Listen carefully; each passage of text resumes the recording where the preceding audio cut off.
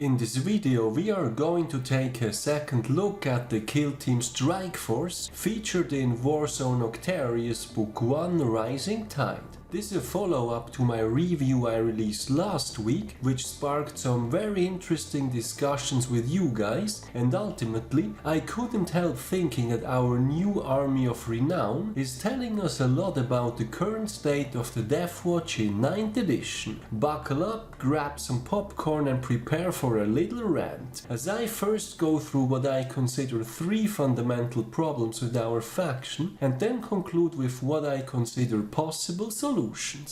Welcome to SwissHammer, your channel for modeling in Warhammer 40k. My name is Tammer and I will be guiding you through this video. For people not yet familiar with the new Kill Team strike force, I highly recommend that you check out my full review that I released last week, where I go through all the rules, whether the strike force is competitive or not, and what to consider when building your list. In short, in Warzone Octarius Book 1 Rising Tide, Deathwatch has received a so-called Army of Renown, which is called a Kill Team strike force. What these Army of Renown lists have in common is that they basically get both unique benefits and restrictions over running a regular list. While I have rarely seen the Deathwatch community as enthusiastic over new content for the faction as with this one, there seems to be somewhat of a general agreement that this Army of Renown is asking for a heavy price to pay, which is, as far as I'm concerned, tied to the nature of the restrictions rather than the restrictions themselves.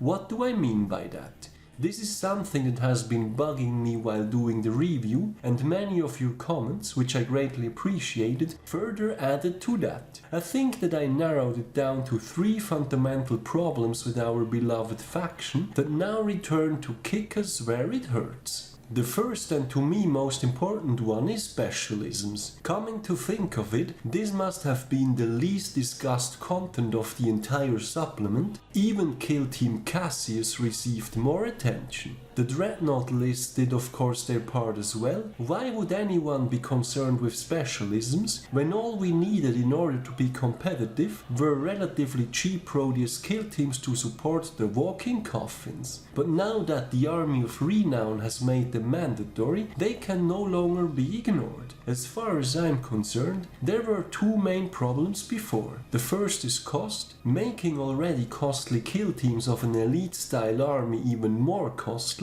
means the upgrade itself better be good, and that basically ties into the second problem. The Aquila specialism aside, on the others you basically pick the battlefield role prior to knowing what you will face. You can make predictions based on the global and local meta, known opponents and so on, but still, there is a clear difference between that and say a stratagem that you can choose to use during the game or not. Ironically, the Aquila specialism, the cheapest of the bunch because it has the lowest theoretical benefit, turned out to be the arguably best bargain, and the Army of Renown has now completely blown it out of proportion. What I'm talking about is the 3CP Specialism Extremis stratagem. I have mentioned this in my initial review, but basically there is no condition for the Aquila specialism to trigger the effects of the stratagem, while for every other specialism you have to target a matching battlefield role. And to be honest here, I haven't fully wrapped my head around this one yet. Is it simply an oversight and they forgot to add the condition of matching the selected battlefield role? If so, this reduces the Aquila specialism in the Army of Renown from brokenly good down to still being the best out of the bunch, but alright, at this point, I would argue that Specialism Extremis should be 2 CP rather than 3. With that being said, let's consider the implications of the interaction working as intended. This would then make the cheapest specialism the go-to pick for a powerful stratagem, essentially allowing us to upgrade 2 kill teams with direct access to it, while putting an extra cost and barrier of entry on the rest. What other than admitting that they completely failed to properly implement specialisms is this supposed to be? As I said, I haven't fully wrapped my head around this one yet, eager to hear what you guys think about this. Moving on to the second problem, the elephant in the room, the Dreadnoughts. Fine, you saw that one coming. I am going to be fair here and start off by saying that this is as much a general Space Marines problem as it is a Deathwatch problem. If you give only one type of vehicle the core keyword, that's what's going to happen. But what irks me here regarding Deathwatch is again what the Army of Renown asks for: Kill Teams and Corvus Blackstars. From a Deathwatch perspective, we should be thrilled about this, those are the trademarks of the faction after all. But instead, the first thought is immediately,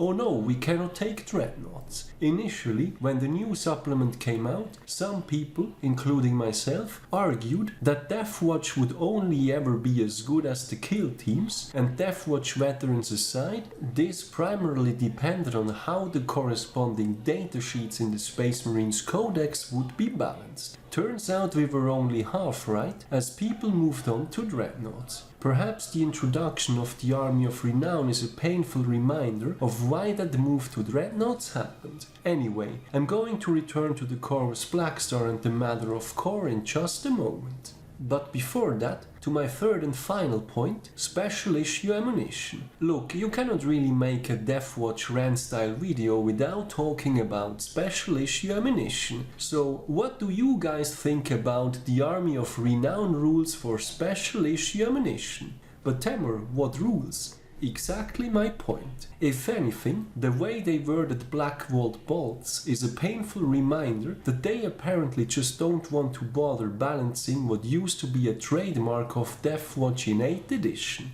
I'm not saying it would be easy to do, but what better opportunity than an Army of Renown, where you have a highly controlled environment through the use of the army restrictions. Just like with the Specialisms, this would have been the perfect opportunity to address this matter. People following my channel for a while know that I have always been in support of the new Primaris kill teams, and if anything, I love the fact that all our kill teams are viable, but I have to say I can only shake my head in disbelief over this missed opportunity to correct what was poorly implemented in the initial supplement.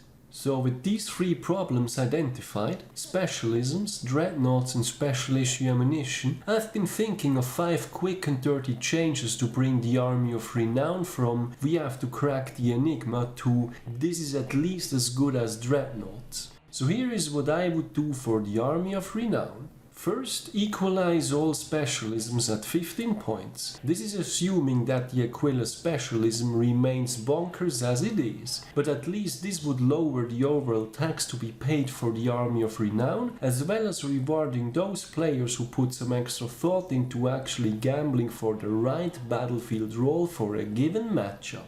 Second, give core and can transport Primaris to the Corvus Blackstar. Yeah, this would boost our unique flyer from alright to awesome, but after all, we are playing an Army of Renown. Third, change Black Vault bolts to a special issue ammunition stratagem that isn't plain bad. Personally, I don't dislike the idea of damage caps like they did for the mortal wounds, so perhaps this would be an alternative to changing the weapons to heavy one. Fourth, allow full access to the command squad, aka company veterans. Kill teams or not, no reason why the watchmaster or watch captain wouldn't be able to bring his retinue along. As I was mentioning in my review, an army with such limited datasheets and dependency on characters kind of needs this. Coming to think of it, maybe it's just me needing it because I got too used to it. Tell me I'm not the only one though.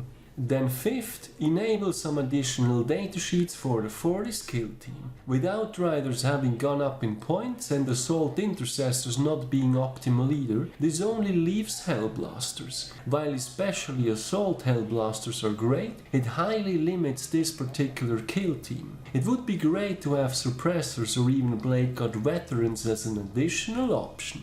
Ultimately, I would want all those things in our supplement to begin with, company veterans aside of course. We fortunately already get those, but this would most certainly boost the Army of Renown to competitive enough levels. With that being said, I will still play it, because nothing like a good challenge after all, and I love the kill teams and chapter tactics fluff too much. It just seems a little unfortunate to me that some of the restrictions end up being harsher than they should be due to shortcomings in the original supplement. So that's it for my follow-up on the Army of Renown for the Deathwatch and what I think it tells us about the state of the faction. This may have ended up being more of a rant than my usual content, but as I was mentioning earlier, while I share the enthusiasm over the Kill Team Strike Force, I couldn't help thinking that the restrictions are being felt more keenly than they should be. With that being said, what do you guys think about the issues I mentioned? Do you agree or disagree with my 5 quick and dirty fixes? Have I gotten everything wrong? Let me know in the comments.